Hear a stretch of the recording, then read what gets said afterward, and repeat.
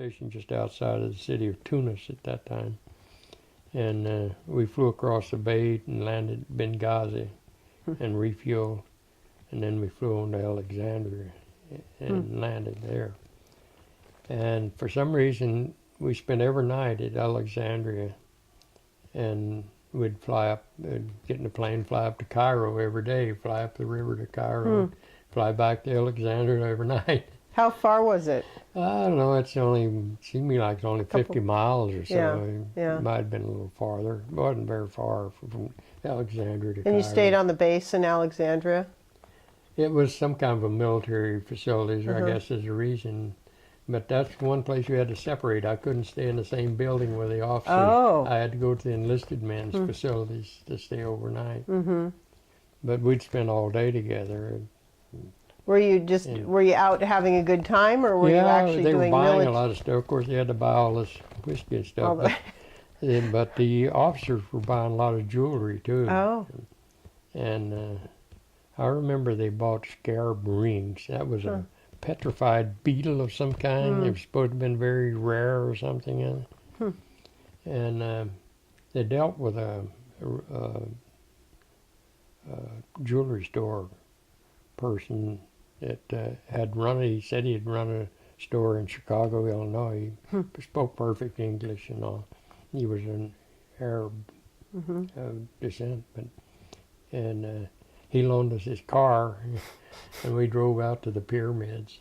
Oh my gosh! Walked around the pyramids. Wow! And took us out to dinner, and he couldn't eat because it was Ramadan, whatever that. They can only eat, they can't eat in the daytime. They can only eat at night or something. Right.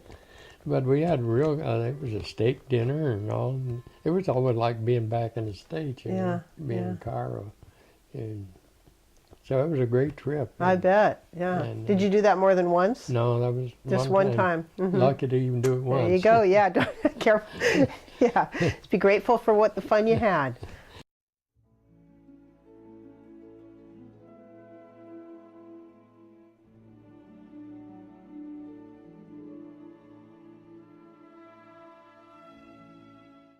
Yeah, I remember the pilot told me, said, maybe we'll fly over Jerusalem, but we didn't make that. That's a pretty amazing experience to be able to for that one time, and then to be able to do all of that and see the pyramids and everything. So there were several guys came to me and said, "Oh, I want you to buy me a watch while you're there." So I bought several. They're not expensive watches, and I bought several watches for guys while I was there. Yeah, but it was a very nice trip. Yeah, great experience. Yeah, what a great experience. Yeah. And then, so you came back to your base, and then how much longer did you serve? Well, I served until I flew my last mission in November 22nd, I believe it was. 1943? 43, yeah. And we moved to Sardinia in about October, I guess it was. And I still had, they were supposed to be able to return on after 40 missions. And I had 3 missions to go, I think, when we moved to Sardinia. And my first mission, I think, out of Sardinia, we flew to southern France and bombed the harbor at Toulon, France, I think, was the target that day.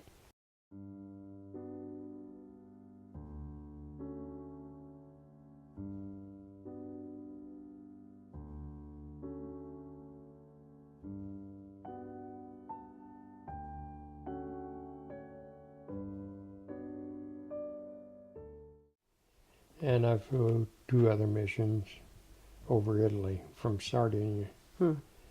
And on the 40th mission, the weather had been real bad, and we'd been scheduled several times, but was scrubbed, and I didn't have my 40th mission in yet. But this day, we were all scheduled to go, and we was out at the airplane, and a person came out from the office and said, told me, he said, you don't have to go today. If you don't want to, we'll get somebody to replace you. You're going to be sent back to North Africa to help change train the French to fly B-26s. You were going to be sent back to. Yes, and instead of going home, I was going to be sent back to Africa to help the French train to fly B-26s. Mm-hmm. I said, I'll complete my mission. So I volunteered to finish my 40th mission. So that you could go home. And but no, I was shipped back to afterwards. I was shipped back to South in North Africa and the base where we had been near Tunis. Mm-hmm. But I was on there a week or two, and I don't know where the pressure came from, and I got orders to return to the United States, and I never did help train the French. You didn't, but you did enough of your missions so that you could go I got home. the 40 missions in. Yeah. So you took a cargo troop ship back? Yeah, I teamed up with another guy from the outfit, and we were both coming back. And we decided we'd travel together. And the air bases always had a travel office, and you could go in. You had travel orders. You'd go there and present your travel orders, and any airplane come by going your way, you hop aboard, you know. And that's what we did. And we decided. I suggested, well, why don't we catch a ship home instead of catching the airplane all the way? So we decided we would, and we caught a plane back to Casablanca. And after a couple of hops, we got back to Casablanca, and then there was no ship available right away. We had to wait for one to come in. How long were you in Casablanca? And so that was one of the main places they dumped the personnel and so forth to get them into Africa. That was one the way away point. from the front, you know. Right. And so if a ship finally came in, I remember the General A.E. Anderson, almost a brand new troop ship, really clean, big ship too. Yeah, I think it was only the second or third trip it had made since it was built. And he caught that home to Newport News, Virginia. First couple of days, smooth as silk. You couldn't even tell you were at sea. But we had a big storm after that, and the ship it would tip down and run through a wave, and there's props would go out of the water. Oh and my back. gosh. The whole ship would shake, and it was a terrible ride. I got seasick. I bet. I was bet. seasick the rest of the way home. Was it a full ship going home? I mean, was it No, full? they had hardly any personnel. Oh, wow. They take all the people over there. Yeah, they go over full and they come and back come empty. back empty. Sure. And they made us do guard duty. Oh, jeez. Yeah, 8 hours on and 8 hours, 12 And you were hours off. seasick? Oh boy. Yeah. Oh boy. No, I was doing guard a stairway, a standby stairway. Sick as a dog. Wow. How long did it take you to get back? I don't remember. It seemed like it was like 4 days. I'm not sure just how many. It was quite a few days, several days. A long 4 days. Yeah. So you came back into Virginia? Yeah, we landed at Newport News, Virginia. And then were you ready to be discharged at that point? No, I got leave to go home for 2 weeks, I think it was. And my parents were still living in Arkansas then. That was in January of '44. So I went home. I was there a couple of weeks, and then you got back, they'd send you to one of these rest places for a week or two, which was the hotels on Miami Beach. Oh. The government took over all the hotels on Miami Beach as rest areas for military, returning military. So I was supposed to, I think, spend a week there or something. So anyway, over my life I'd had problems with tonsillitis, and I caught a severe case of tonsillitis when I arrived at Miami Beach. I had a real severe case of tonsillitis, temperature 104. You know, and so they just took me off the train, put me right to the hospital. And I was in the hospital quite a while. It was getting better, and the doctor told me, he said, well, you know, if you hang around until your throat clears up, I'll take your tonsils out for you. I said, okay. So why not? Yeah. Yeah. So they had these hotels on the beach that they used as recuperating home areas. Yeah. So I go in one of those hotels, in a room on one of the hotels, and spend several weeks for my throat to clear up. And then went and had your tonsils And then I taken. had my tonsils taken out, and then I go back to that hotel and spend. How nice. And I was supposed to be in there, I think, 10 days or so. Mm-hmm. I was there about 3 months. What a great way to wrap up your service. So then I wound up, I was supposed to be in Lake Charles, Louisiana. So when I wound up down there, the commanding officer says, "Where in the hell have you been?" On the beach in Miami. He said, "Oh, we could have taken your tonsils out here." Yeah. But I didn't get any more feedback from it. No, yeah, well, you were just following orders, right? So, yeah, well, I thought I was doing what the doctor wanted me to do. There you go, you're following medical orders. Just Yeah. happened to have a very generous doctor. Yeah. Yeah, so where were your parents were living in Arkansas then? Yeah, and then shortly about 3 months later, then around April, my dad and my brother-in-law came to Richmond to find work. Mm. And instead of going to work for the shipyard, my dad got a job with Standard Oil. Okay. Hmm. And This is like 1944? 44, Uh-huh. yeah. And then 2 months later, my sister and mother and my young brother came out to Richmond. Lots of people came to the Richmond And- area from your area. Yeah, quite a few of our huge, relatives and yeah, neighbors from huge Arkansas migration, was here. right. That's how they knew about it. Yeah, And practically all of them moved back to Arkansas, but my family. really. We stayed on. Hmm. So is that why you ended up coming to this area? Yeah, then when it came time to be discharged from they asked me where I wanted to be discharged, and I told them Richmond. So I was separated at Sacramento, McClellan Air Force Base at Sacramento, is where I was separated from the service in 1945. Hmm. And went down to Richmond where my parents were.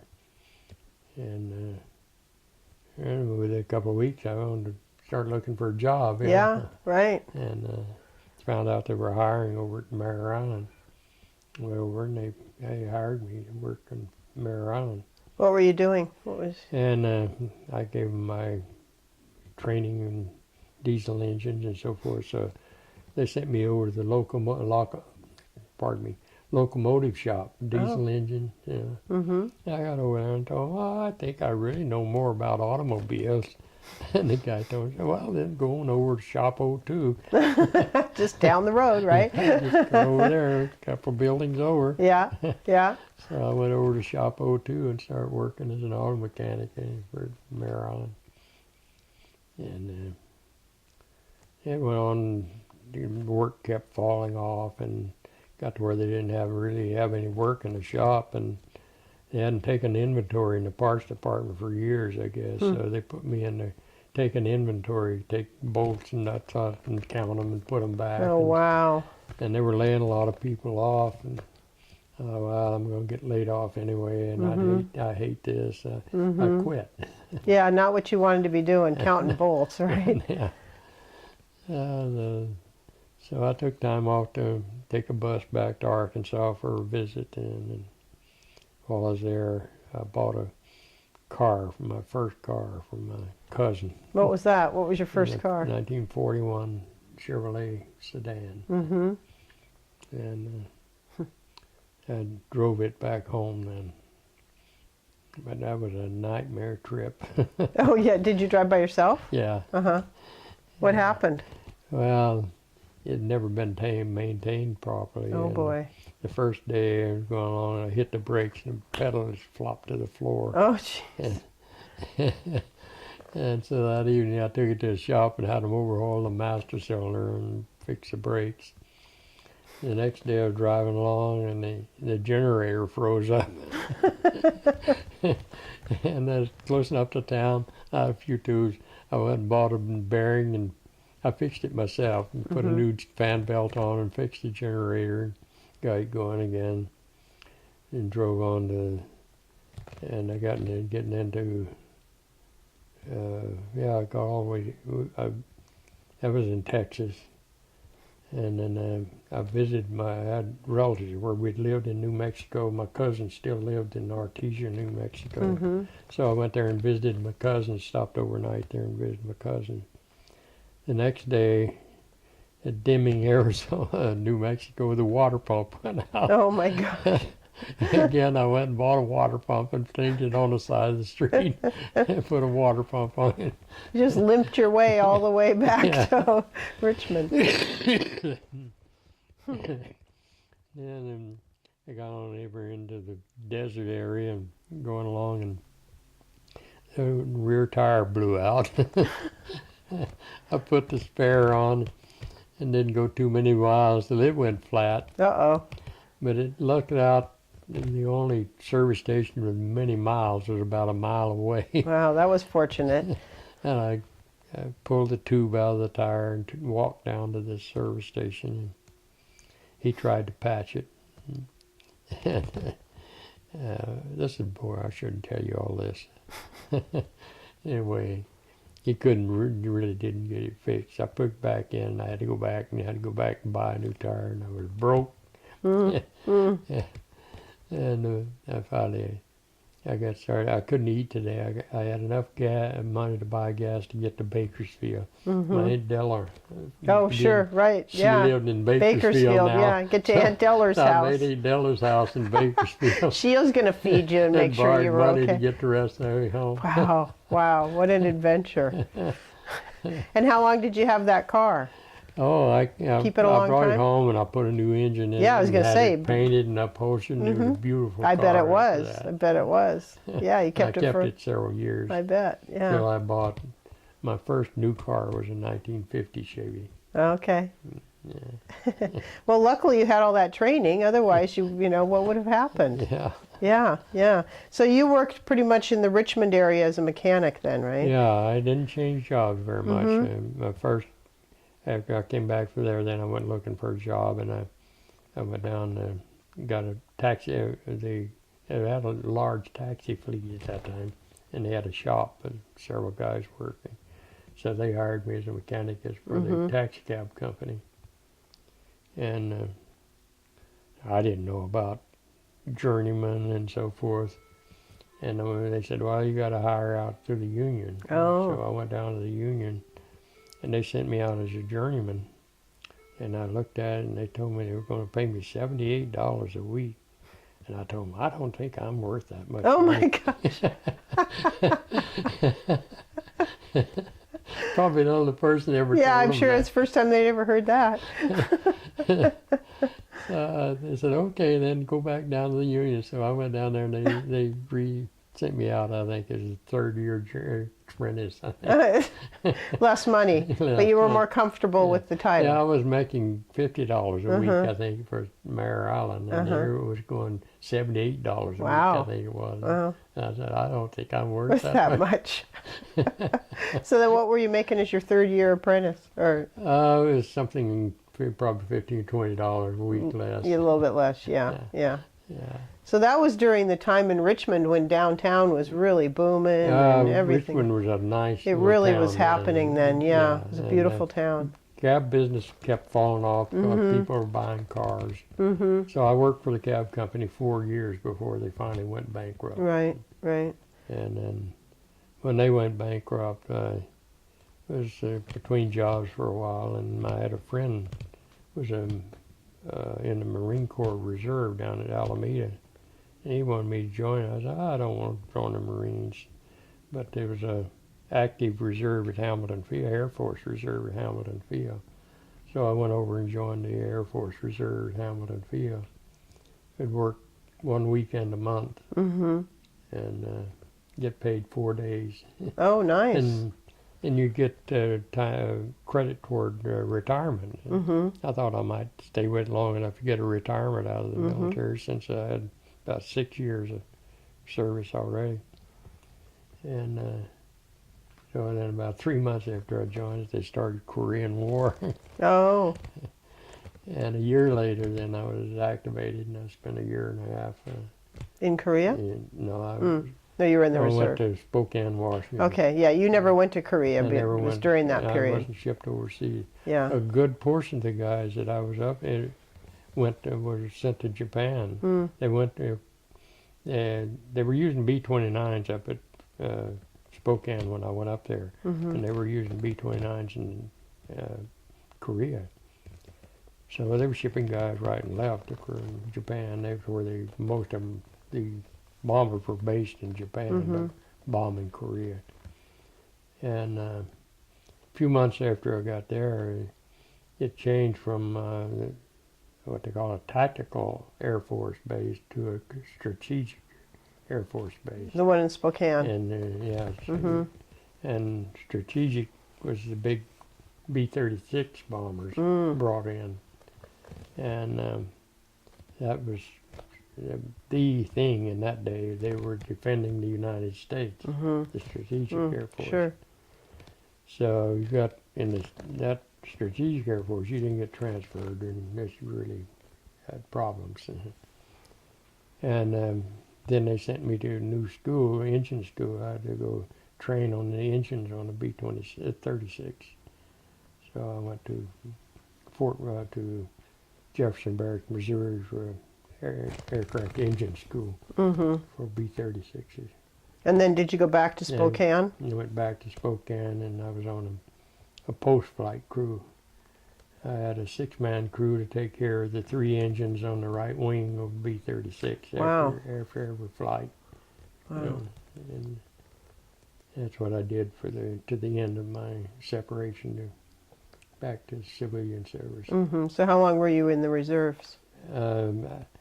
My enlistment was for 4 years, and it continued on after I was relieved from active service.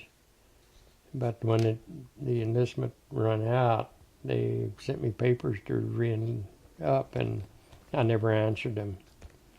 And after about the 3rd set of papers, they put in a note that said, if you don't fill these out and return them, we'll be forced to retire discharge you. Discharge you, yeah, which is what you wanted anyway. So a short time later, I got a discharge from the reserve. And that was the end of your military. And that was the end of my military. I hadn't done the military since then. Well, that's yeah, you certainly did a lot while you were in. And when you were also in Richmond, you met your first wife, right? Yeah. At the in 47. And I went around to clubs and so forth. What was nightlife like at that time in Richmond, El Cerrito, San Pablo? I had those clubs. There were several in Richmond, in San Pablo, and El Cerrito. I didn't go much past that. I didn't go into Oakland or San Francisco. Well, that was pretty rich life right there in that neighborhood, right? It mostly in that local. I didn't hardly ever come to East County, really. Right, probably not. Live music and just dancing and all that. Yeah. Is that It was numerous clubs, dance and so forth, and restaurants and and it was nice. There's nothing to be afraid of. You weren't afraid to walk around or anything in those days. it was a really great community. Yeah. And I just was in there one night, and she came in with her mother and stepfather. Oh, this was the IT Club, right, Club, in El Cerrito. Okay. Actually, the week before, I had a buddy we kind of pal around and go together to these places. And we were supposed to go to meet 2 girls that we met the week before. But they didn't show up, and this woman came in. She caught my eye right away. And she was with her parents? She was with her mother and Stepdad. So did you join them, or did you dance? No, I just danced with her a few times and made arrangements to call her the next week. And then we dated for over a year, and finally we were married. And it's after over a year dating, and we moved out into the military the government apartments they had all over Richmond. Was that down at Atchison Village? No, that's where my parents first. They were in the Canal apartments. Oh, okay. Just across the road, right from Atchison Village. Yeah, Atchison. That's where my parents first. Oh, lived. okay. And we moved when I got married. We moved down on South 22nd Street. It had similar barracks type apartments. Bungalow kind of housing. Yeah, it was and built during the war, Uh-huh. but it was built in the street area of, Mhm. of Richmond. And that's where we had our first apartment. And almost within a month or so, we began to think about buying a house. We started looking pretty soon, and I bought one. Finally, found one under construction in the summer over on Moran Avenue. That's in back of the Salesian High School. If Oh, you're sure. familiar Yeah, I with know where that area is. Uh-huh. and that's where I bought my first house. It's on Moran Avenue in Richmond, Mm-hmm. 2842 Moran Avenue. 28th and Moran, that area. Uh-huh. Yeah, 28th and 29th Street. So did you finish building it? No, he finished it before we moved in. Uh-huh. It was under construction. We decided to buy it. Mm-hmm. And he had a reputation of being a real good builder, Mm-hmm. to detail and so forth. He built good houses. There's a little 3-bedroom house with 1-car garage and a fireplace. And, How much did you pay for that? And, it's $10,000 including a lot. wow. And that was in what, And, 1944? That was in 49. 49. 49. We were married in 48. Mm-hmm. And a year later, just about a year after we were married, we bought the house. Wow. And it was, let's see, where was I? Did you get a GI loan for that? Yeah, or, I uh-huh. did it. Yeah. I got a GI loan. I really didn't have to put anything down. Right. Yeah. Made it really easy And, for you. It made it real easy to get a GI loan Mhm. in those days.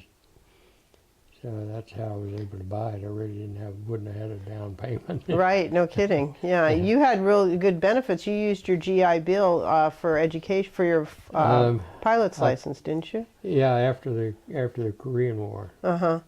I didn't try to get I started to get a pilot's license in '47, and I waited a couple of years before I decided I'd do it.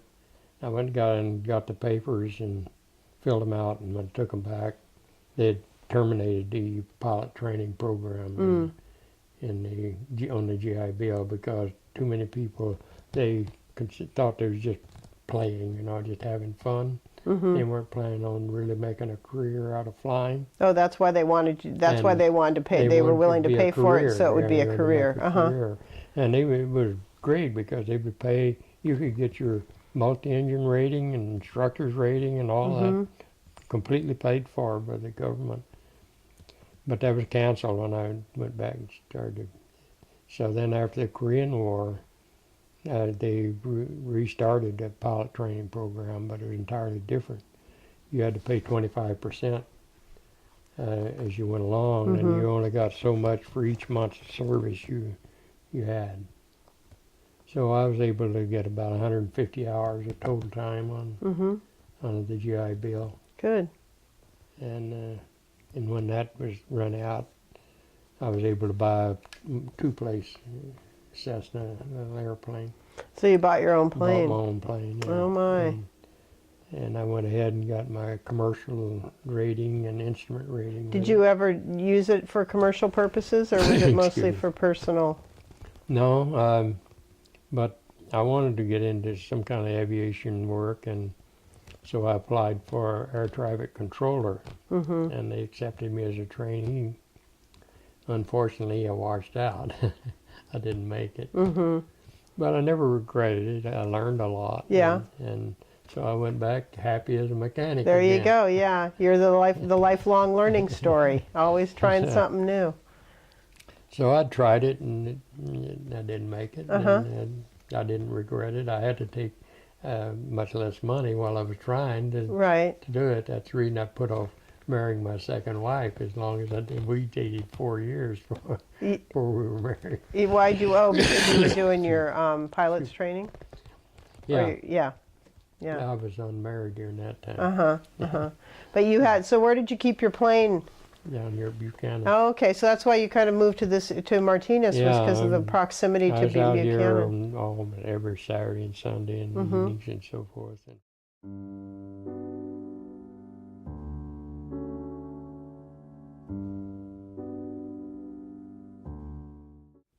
we were living on the hill there by Hilltop, and if you're familiar with that area in the winter, in summertime, you have this cold fog and wind that comes over that hill nearly all the time, and Right. when it should be warm, it's really cold. Mm-hmm. And I thought, why don't we move out to Martinez? So I brought her out here on Memorial Day, Mm-hmm.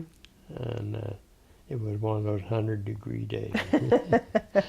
And what did she say about said, that? If we're going to move out here, we've got to have central air conditioning. Where was she from? This is Helen, right? Yeah, Uh-huh. she was from Peoria, Illinois. Okay. Okay. But how did you meet? And how did you meet her? And I met her at the Pablo Club. Uh-huh. If you're familiar with San Pablo Avenue, and you're coming down from the east, you come down the hill into San Pablo. Okay. Yes. Just a couple of blocks there on the right, in one of the corners there, was a Pablo Club in the 50s, and that's where I met her. Mm-hmm.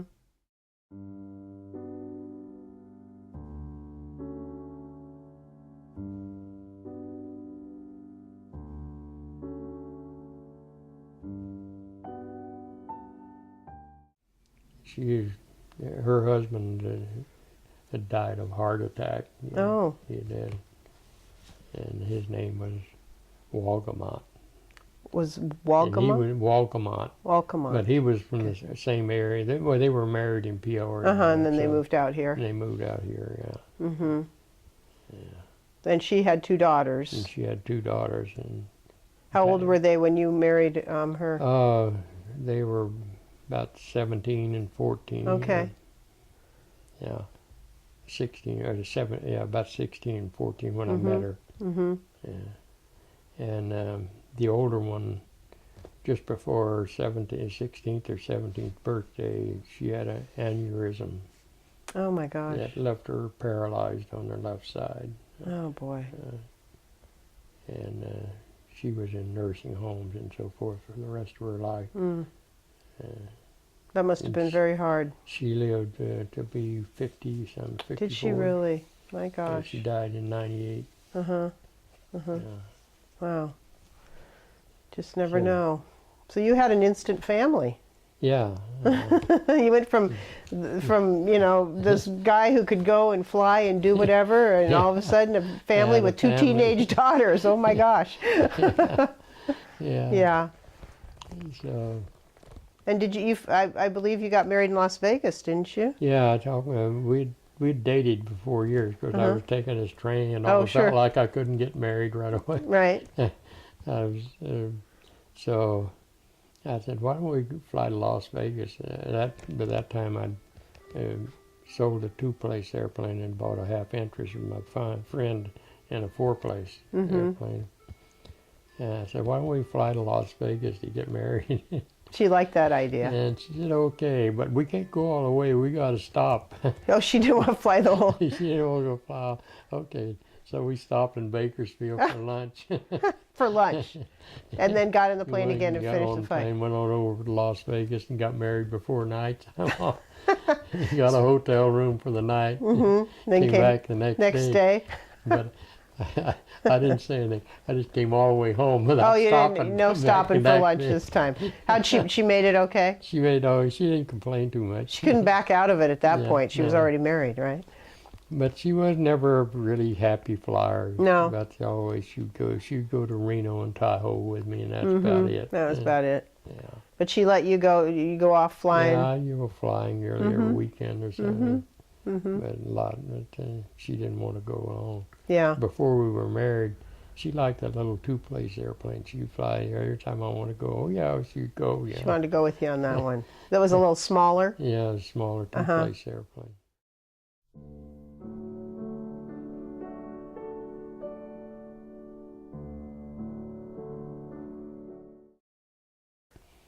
Yeah. So. And so I know that you have a couple of great grandsons that you're very fond of. Yeah. Then Tell us about the rest of your family. the other daughter, Patricia. Patricia, had a daughter, No, not Patricia was the oldest daughter, and the younger one was Joyce. Joyce Ann was her name, and she had this other. My step granddaughter now is Patricia. When she was born, I took time off and took her mother to the hospital, and she was born in Vallejo Kaiser Hospital. And my wife and I took her to the hospital when she was born. And then as she grew up, she spent a lot of time with us growing up also. And then when she got married and had 2 boys, we were there when both boys were born. Oh, wow.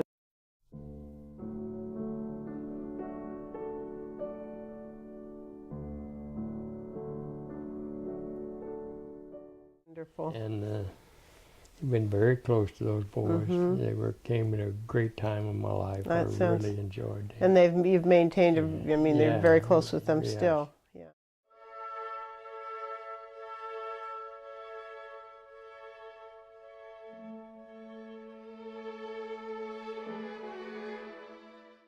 And Nicholas, the oldest one, he was really close, you know.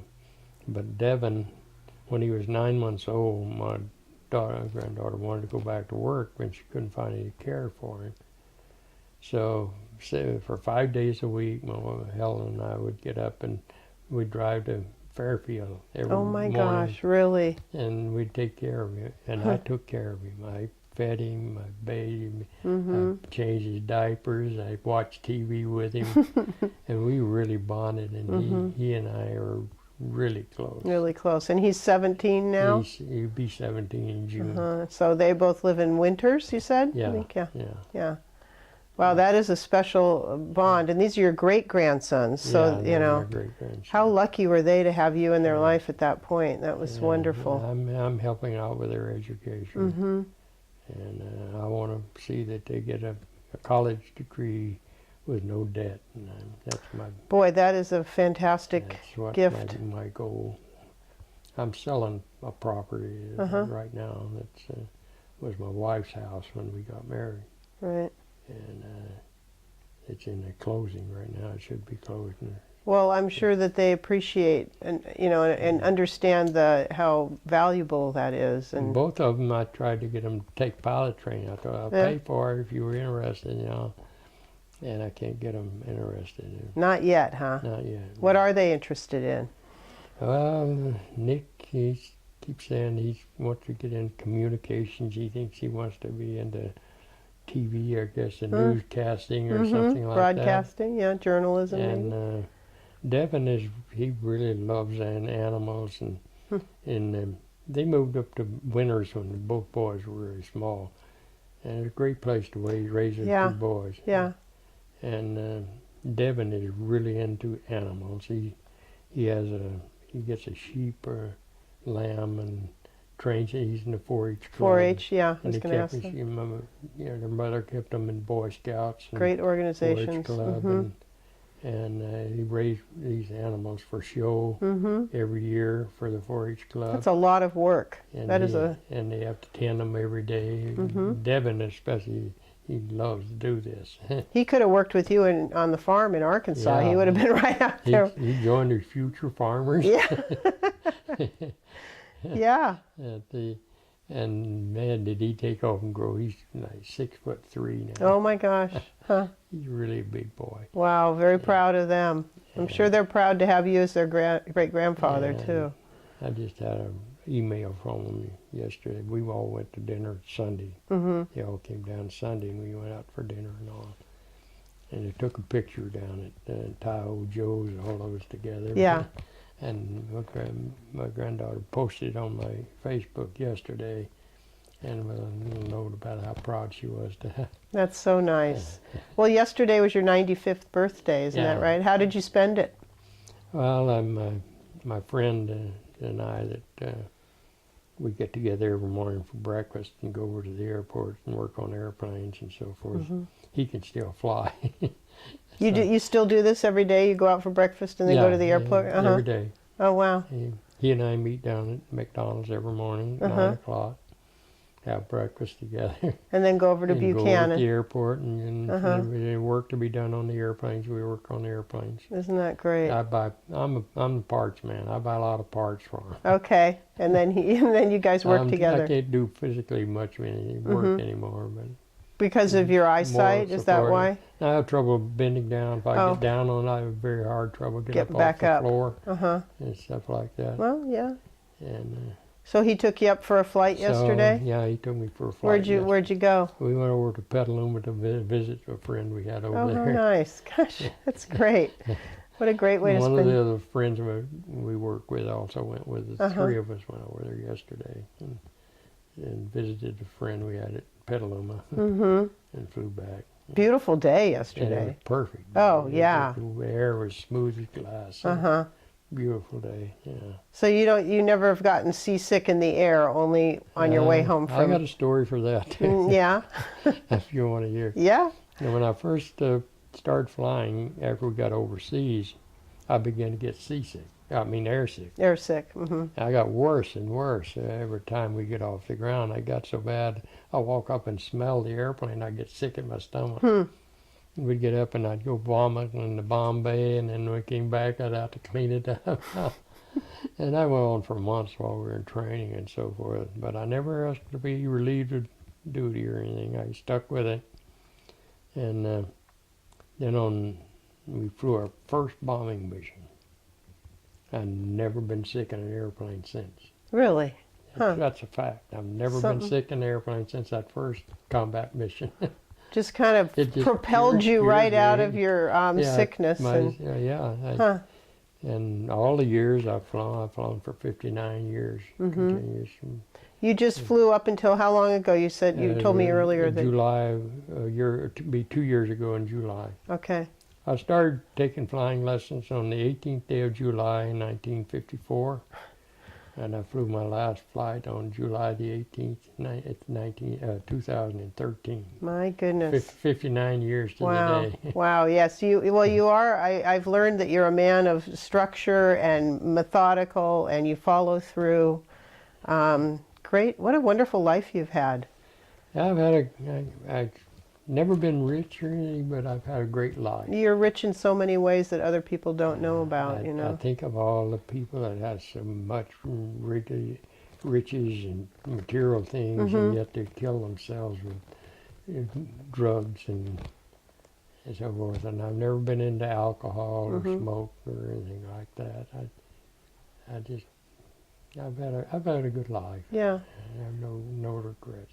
And you have a fantastic memory.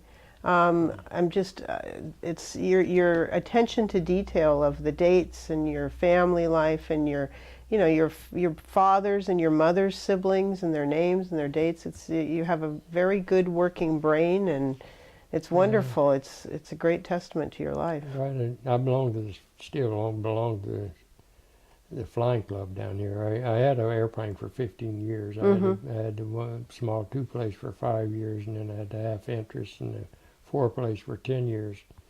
And after my friend Buddy and I sold the 4-place, I had friends in the flying club, and I joined the flying club, and I've been a member of that club for 42 years.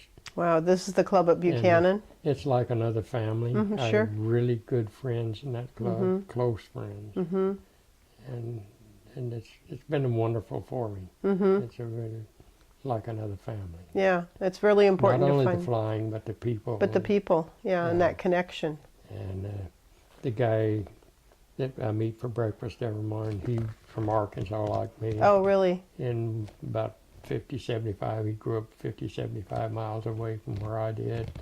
And he's also been a mechanic all his life. What's his name? And Don Cooper. Okay, so you and Don Cooper started in the same place and are in the same place now. And he had similar life. Similar journeys. Journeys through life. He's never been in the military. That's the only difference. But what a great friendship.